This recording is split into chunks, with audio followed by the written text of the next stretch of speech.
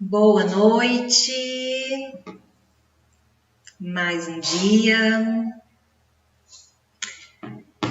E vamos para a pergunta: se você está conseguindo acompanhar toda a maratona, como é que está a alimentação, a atividade física, o sono, as atividades pequenininhas que eu passei, como é que está aí? Bom, vamos falar então um pouquinho da vaidade espiritual. A questão das estruturas, nós vamos falar mais sobre isso, tá?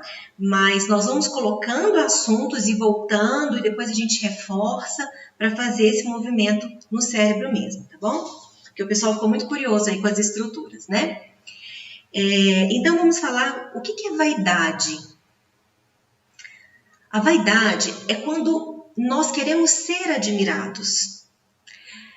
Você pode às vezes falar assim, que você se acha feia, que você está num momento ruim, que você não gosta de se olhar no espelho, mas nós temos uma questão que é inerente ao ser humano, que lá no fundo nós gostamos da nossa imagem e do que produzimos.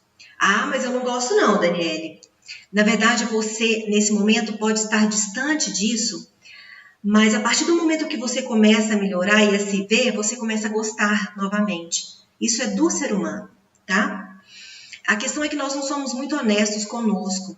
A gente tem um hábito de sempre falar que, eu tô feia, eu tô gorda. Lá no fundo tem hora que a gente se acha bonita, mas a gente não revela isso talvez nem para nós, tá? E isso, tem um estudo sobre essas questões, né?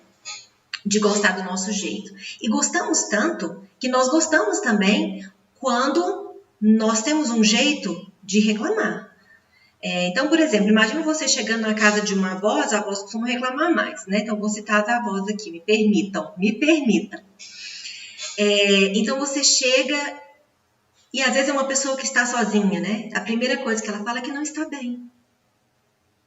Eu vou dar uma dica para vocês. As pessoas mais doentes e mais frágeis da família são as mais fortes. Porque através da doença e da fragilidade, elas têm a atenção de todo mundo e todo mundo faz tudo por elas. Porque tadinha, né? A gente não pode contrariar. Passou tantos problemas, é tão sofrida. Coitada. Não é assim? Não são esses os títulos que as pessoas ganham? Né? Então, essas pessoas, elas costumam ser as mais fortes, porque elas têm uma justificativa forte também, tá? E isso chama-se narcisismo, porque eu já falei do narcisismo aqui. O que é narcisismo? Quando você gasta um tempo e uma energia para formar a sua imagem. E você não faz isso conscientemente, você faz inconsciente. Quando viu, já está lá dentro desse emaranhado de confusão do seu pensamento. Tá? Assim como a mudança boa, ela não é de uma hora para outra, ruim também não. Só que a gente não percebe, a gente vai levando isso aí até que chega um dia que você vai ter dificuldade de soltar esse pensamento. Tá? E eu gostaria que vocês entendessem que esse narcisismo ele precisa ser positivo. O tempo e a energia que você está gastando, gaste para construir uma pessoa melhor. Uma pessoa positiva, uma pessoa sem problemas, tá? Porque à medida que eu reclamo e à medida que eu jogo isso no meu organismo, eu vou sim trazer para mim mais malefícios ainda. Não como um castigo. Eu gostaria que vocês entendessem muito bem isso. Doença não é um castigo. Doença é uma consequência dos seus atos que vem para que você melhore. Ainda vem para te ajudar. Ela não vem como castigo e as pessoas pensam que isso é um castigo, não é, tá? É como se fosse alguém que chegou para te alertar, tá? Então, nós vamos falar aqui agora sobre esse tipo de pensamento, porque eu quero que vocês entendam como o pensamento é forte e como é ele que aloja a doença e não o ato em si, tá? Para isso, eu vou buscar questões antropológicas. O que é questão antropológica? São os hábitos de cada lugar. Como que cada lugar reage, como que cada lugar entende o mundo, tá? Então, vamos dar alguns exemplos. Uma vez um empresário, são relatos que nós temos da revista Science, tá? Science é uma das revistas mais respeitadas pelos cientistas. Quem puder ter acesso, é uma revista muito boa, tá? Então, esse empresário foi visitar, né, uma tribo indígena. E chegando lá, tinha arco e flechas na parede, né? Era a forma como eles viviam, tá? E essa história é antiga, às vezes você até já sabe. E quando esse empresário estava indo embora, né? Ele deu um relógio de presente para o rapaz, né? E esse rapaz deu o arco e flecha para ele, tá? Então, imediatamente, a pessoa da tribo indígena pega o relógio, né? E coloca o relógio na parede. Por quê? Porque ao visitar essa pessoa, ele tinha relógios na parede, né? E ele guardava aquilo que era o utensílio dele também. Ou seja, era um costume. E ele não entendeu. O empresário falou, mas usa no pulso, né? E ele não estava entendendo por quê. Porque é um hábito que a pessoa tem. E agora uma historinha um pouquinho mais forte, bem mais forte que essa. Às vezes eu pego, às vezes não, muitas das vezes eu pego mulheres que foram molestadas. Só para vocês terem uma noção da estatística, a cada 10 mulheres que eu atendo, 8 foram molestadas, tá? O índice é muito grande. E tem mulheres que com 14 anos sentem que foram molestadas, né? Que foram induzidas a ficar com uma pessoa. E é muito comum, inclusive, entre parentes, tá? Tio, avô, pai, é muito comum. A questão, por incrível que pareça, ela é muito social também. Porque uma menina com 14 anos, se ela tivesse sido criada como se isso fosse normal, o trauma era menor. Olha que loucura é isso. Prestem atenção nesse exemplo, entendam esse exemplo. Se uma tribo, ou um lugar, ou uma sociedade, a pessoa cresceu sabendo que com 14 anos ela pode ter uma relação que não tem problema nenhum, não tem trauma. Acreditam nisso?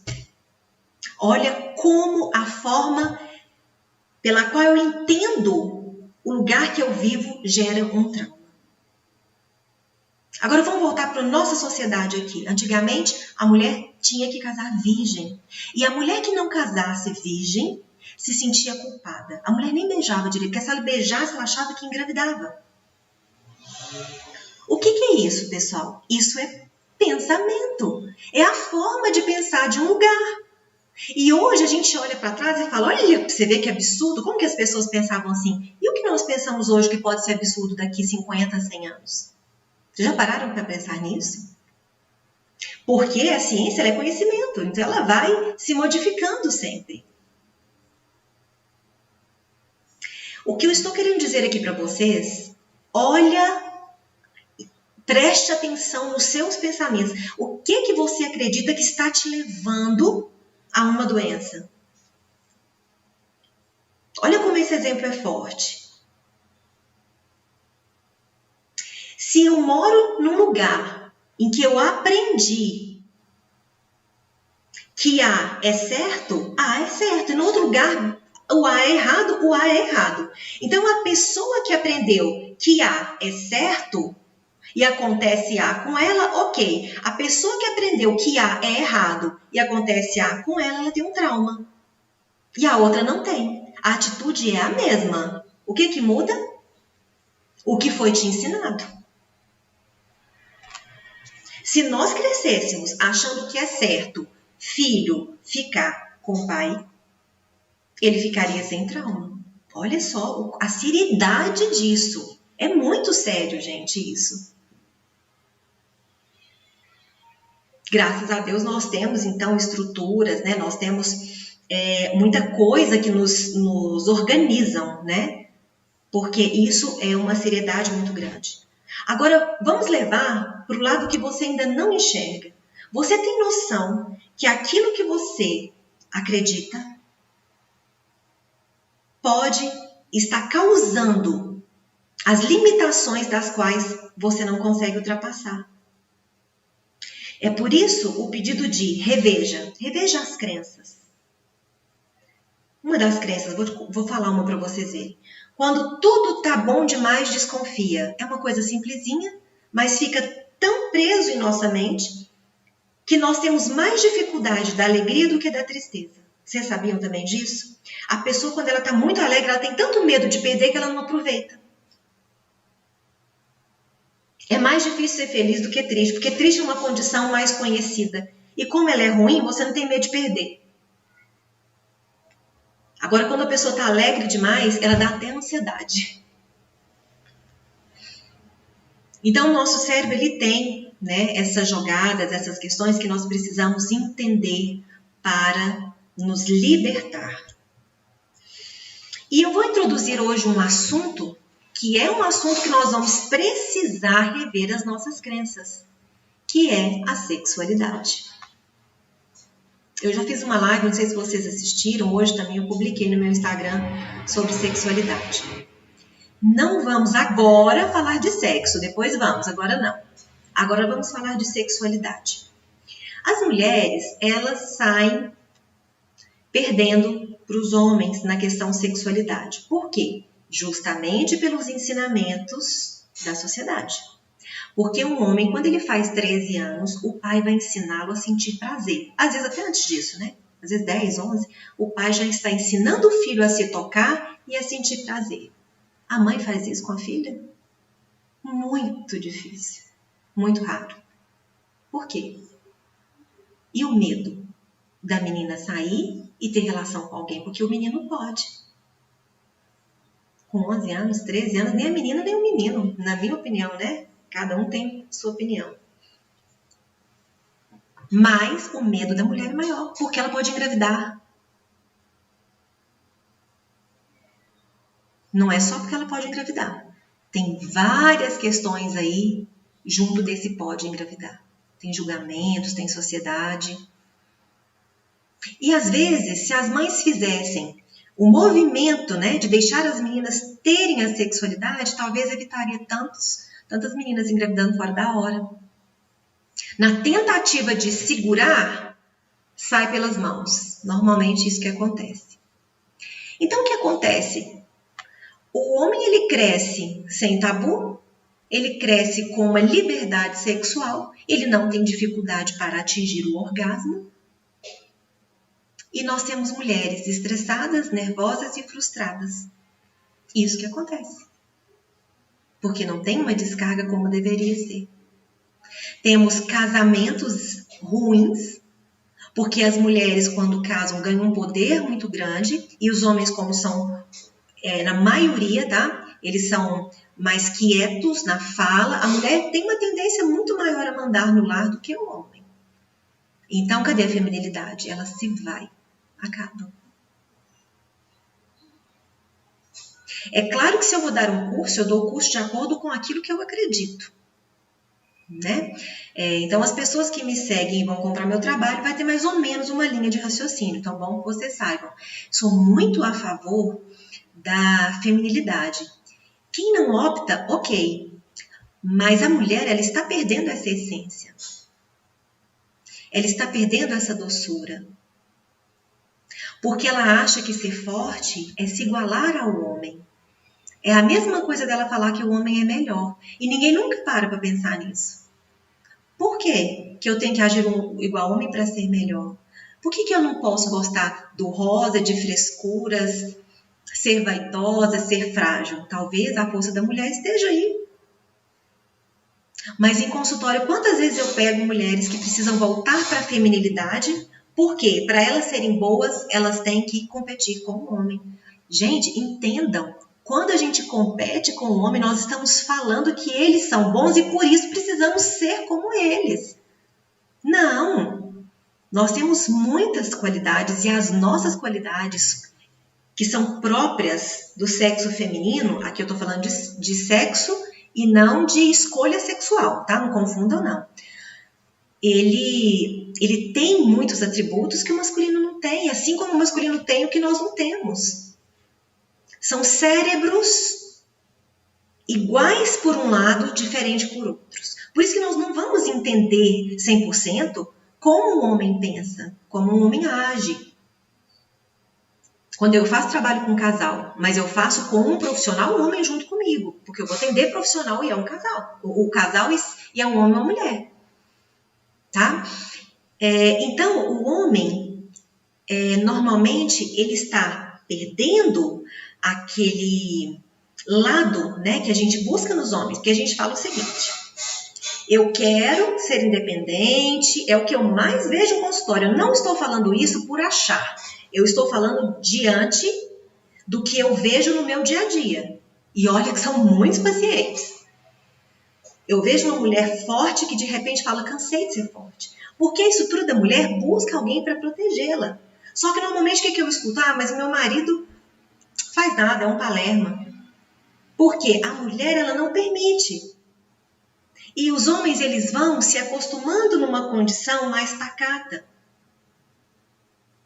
Porque normalmente mães severas e mães muito independentes têm filhos fracos. Sobretudo o homem, porque a ligação com o homem é muito grande. A mãe quer o menino, né? Mas por causa do complexo de Édipo. Nós não damos liberdade a essa criança e depois não queremos que a esposa mande no marido. Ou que o marido mande, né, na esposa. Entendem como vai virando uma bola de neve?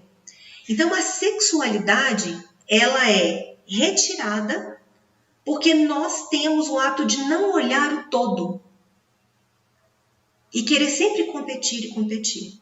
Eu estudei praticamente com um homem, praticamente, minha vida toda. Eu fiz filosofia, éramos somente eu e mais uma mulher numa sala de 52 pessoas. Eu fiz um mestrado em psicanálise presencial, fiz um doutorado em psicanálise e no doutorado eu era a única mulher. No mestrado éramos uma mulher e eu.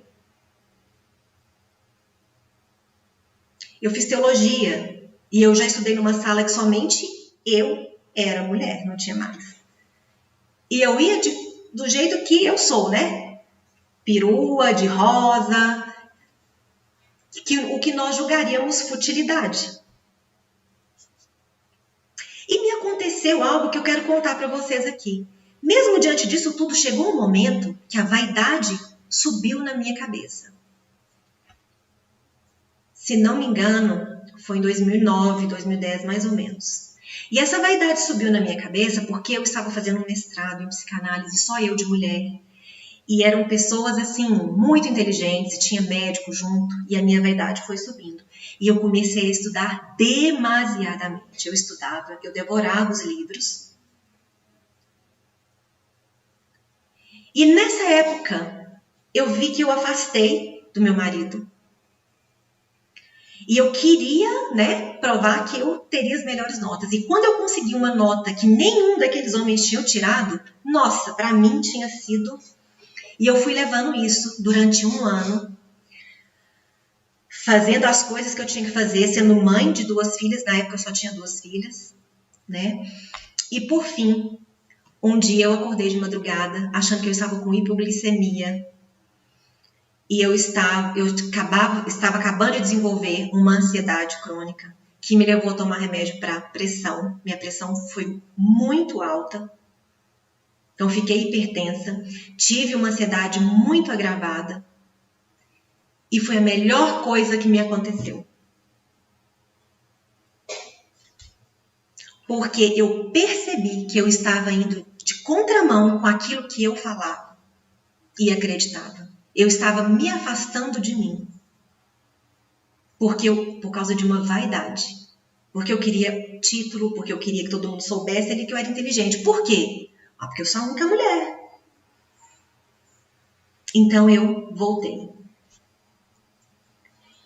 E comecei a estudar os arquétipos femininos nessa época. E a partir de então eu apaixonei por trabalhar com mulher. Eu adoro trabalhar com mulher e falar da sexualidade. Mas aqui eu tô falando para homens também, porque tem homens no grupo, viu? É que eu vou falar para um e para outro. Só que as mulheres, elas têm mais dificuldade que os homens nessa sexualidade. Então, enquanto os homens buscam uma mulher feminina, porque os homens falam assim, queria uma mulher doce, né? Gentil, feminina. As mulheres também pedem um homem que cuide, um homem forte, um homem protetor. Se você não pede, você é exceção, porque isso é a maioria. Até já atendi pessoas de movimento feminista que precisavam de alguém junto. E o que tem? Nenhum problema. Não é alguém para ser a sua metade, porque não dá certo. Aí são duas pessoas quebradas, né? Mas são duas pessoas inteiras para se relacionar. Isso que é o gostoso. Só que a gente fica buscando metade. Eu não quero metade, eu quero inteiro para relacionar comigo inteira. Mas se você escolhe não ter esse arquétipo feminino, não tem nada de errado também não. Nada de errado. Eu estou falando porque a minha experiência em consultório é que as pessoas querem o arquétipo, mas não têm coragem de assumir. Elas querem o arquétipo, mas elas querem liderar o homem. Elas querem o arquétipo, mas elas não abrem mão das suas certezas. E elas entendem um movimento muito errado. Daniele, mas mesmo assim, eu quero estar por cima, eu não quero ser tão feminina, é uma opção sua e não está errado.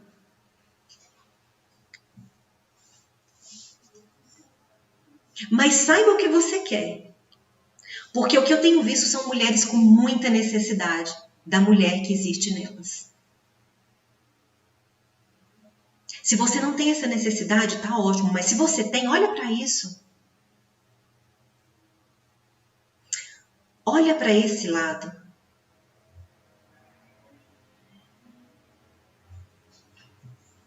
Sexualidade tem a ver com o seu sistema límbico, com as suas emoções, e tem a ver com uma energia criativa.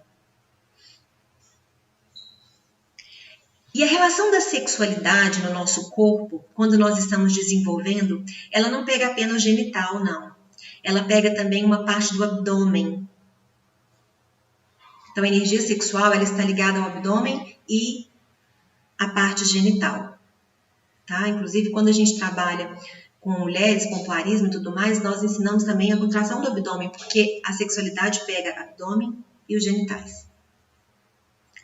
Então, nós temos, gente, no Ocidente, uma estatística, e vocês vão assustar, porque a cada 100 mulheres, nós temos hoje, antigamente era 3, né? Hoje eu fui atualizar isso e gostei muito da atualização.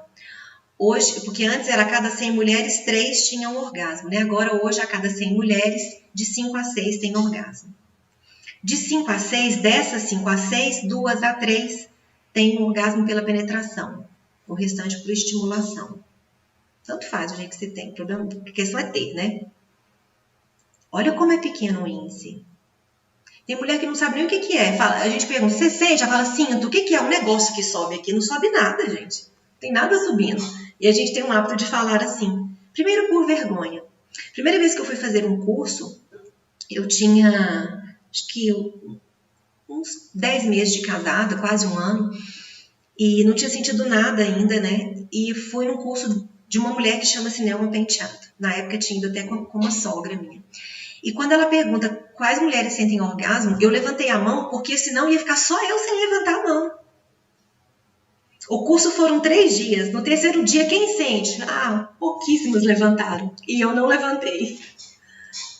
E isso me proporcionou o aprendizado. Porque quando a gente fala de orgasmo, a gente pensa que estamos falando de sexo e não de saúde. E não é só sexo, é saúde. É uma descarga que seu organismo faz e precisa.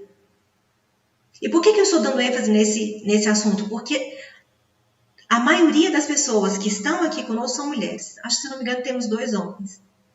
Então, me dá licença para falar um pouquinho desse assunto, depois eu vou falar também do masculino, tá? A sexualidade tem a ver não com o seu parceiro. Não é o seu parceiro que te faz sentir prazer. Uma vez eu falei isso com uma pessoa, ela falou assim, eu não faço a minha mulher sentir prazer. Eu falei, não, é ela que sente. Então, para que serve meu parceiro? Para me dar a carga, que seria a vontade, o tesão e tudo mais. Mas o orgasmo em si depende de você. Até isso depende de mim. Até isso. Mas não tem química? Tem química. Não estamos falando de química, de você ser atraída mais por um do que por outro. Não. A química e o tesão depende muito de você gostar, de você estar interessado. Mas o orgasmo em si, a prática dele, de forma literal, depende de você. Não do outro. Sabiam disso? Então a mulher, como ela praticamente não sente, e essa energia fica aí contida porque não faz uma descarga, ela vai fazer descarga como? Ela vai sonhar com um sonho erótico e vai acordar com a calcinha molhada. Por quê? Porque ela fez uma descarga. Ou ela vai achar que está com corrimento e o médico vai falar que não é corrimento, não tem nada. Era só uma descarga que o seu organismo precisa fazer. As descargas são para que você não surte. Para que você para que você continue apenas com o seu processo neurótico, que somos neuróticos, né? Para quem não sabe, segundo Freud. Mas para que não vire uma psicose, para que não vire uma doença, então nós temos descargas no sonho, no orgasmo, numa diarreia, num choro, nós temos essas descargas. Ok? Então, quando a mulher às vezes está muito estressada, as pessoas falam que é falta do sexo, na verdade não é falta do sexo em si, é falta do movimento de alívio. Então tem mulheres que falam, mas eu tenho relação todos os dias, e mesmo assim é nervosa, porque ela não tem o alívio do corpo, o relaxamento do corpo. Porque nós temos uma carga, um movimento, uma descarga e um relaxamento. Se a gente não cumpre esse ciclo, nós temos uma couraça no nosso corpo, ou seja, um bloqueio do sangue, das linfas e do oxigênio. Isso acontece desde a infância. Uma criança está lá brincando, rabiscando a parede branquinha da mamãe, e a mamãe chega e fala, fulano, a pessoa chega a fazer isso aqui. Esse movimento muscular, ele gera couraça. Por quê? Porque tem neurônios nos meus músculos. Eu assustei, eu gero uma couraça. E se eu assusto todos os dias, o meu corpo vai fazer isso aqui. E não vai voltar. Se eu sou uma criança que tem que ficar rindo o dia inteiro, possivelmente eu posso até ser um adulto que fica assim. Já aconteceu de vermos pessoas assim. O seu corpo, ele reage ao ambiente. Ele se forma com o ambiente. Pessoas com raivas muito contidas, elas vão fazendo uma corcunda, até não darem conta mais. Certa vez, não foi comigo, mas foi com uma professora minha, isso tem muitos anos, ela estava tratando de um corcunda, um homem, né? E com bioenergética. E bioenergética são exercícios. E a corcunda dele voltou bastante. Só que ele teve um surto psicótico. E aí a gente precisou voltar mais um pouquinho. Isso foi um estudo de caso e que eu presenciei maravilhoso. E eu pude relatar o quanto é sério o corpo, porque nesse movimento de voltar a corcunda dele, ele conseguiu também restabelecer algumas emoções. Então o corpo é importantíssimo, muito importante. E aí eu cresci entendendo, porque eu já tenho um arquétipo de que o sexo é sujo, de que é pecado e uma série de coisas. Então, eu cresço retraída sexualmente falando. E isso tira a minha espontaneidade, porque a energia sexual é a mesma energia criativa. Eu tenho um livro que eu quero lançar até o ano que vem, que chama-se Sétimo Sentido. Qual que é? A energia criativa. Que é muito importante. Eu expliquei para vocês que se você não cria, se você não elabora símbolos, você precisa disso para o seu cérebro entender algumas coisas. Isso é importante. Então, a criatividade tem a ver com essa emoção sexual. Mas, Aniele, qual a ligação? Freud, desde que ele começou a escrever, ele fala sobre a sexualidade. Foi muito criticado por isso. E as pessoas não entenderam o que ele estava falando. Ele não estava falando de sexo, não. Ele estava falando que você é um ser sexual. Dependendo de como a pessoa te toca, você sente prazer no rosto, no cabelo. Porque as suas células sentem isso. Não é apenas o seu genital que sente, não. São todas as suas células. Porque quando você está apaixonado, você vê o mundo de outra forma. Porque nós fomos feitos para ter esse relacionamento. Por isso nós temos feromônios masculinos e femininos. Por isso que são raras as pessoas que não têm a busca pelo outro. Acontece, sim, mas são raros os casos. Porque o nosso corpo já busca pelo outro. E busca na adolescência, na juventude. Depois casa, acabou. Por que acabou? Porque acabou a criatividade, não tem mais emoção. E o corpo começa a estagnar. E nós vamos ficando chatos, ranzinzas, frios e adultecidos. Não vou falar adulto, porque o adulto é aquele que brinca, que ri, que sabe ser criança, que sabe ser adulto. Agora, pessoas adultecidas é igual o adolescente. Pessoas adultecidas são adolescentes. Você já viu que o adolescente, quando ele está com 12 anos, ele não brinca com nada que é de criança, porque ele tem que provar que ele é adulto. Você ainda está querendo provar que você é adulto? Porque não precisa mais. Mas nós queremos provar que somos adultos e inteligentes. Ainda tem isso. Queremos provar que já crescemos. Será? Porque nós encontramos aí adultos de 60, 70, 80 anos que não cresceram. O que é crescer? Se você é adulto, a primeira coisa que você tem que conseguir fazer é ter responsabilidade com você. Sabia disso? Porque se você não tem responsabilidade com você, como que você cresceu?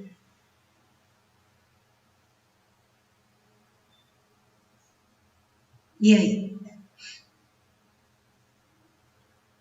Eu recebi, há 3 anos atrás, uma adolescente para eu cuidar, que eu pedi para a mãe entrar em terapia, porque elas brigavam como se fossem 2 adolescentes. E a adolescente, filha, era muito custosa, mas a mãe tinha que entender que ela era mãe e que aquilo ali era uma resposta da criação dela própria.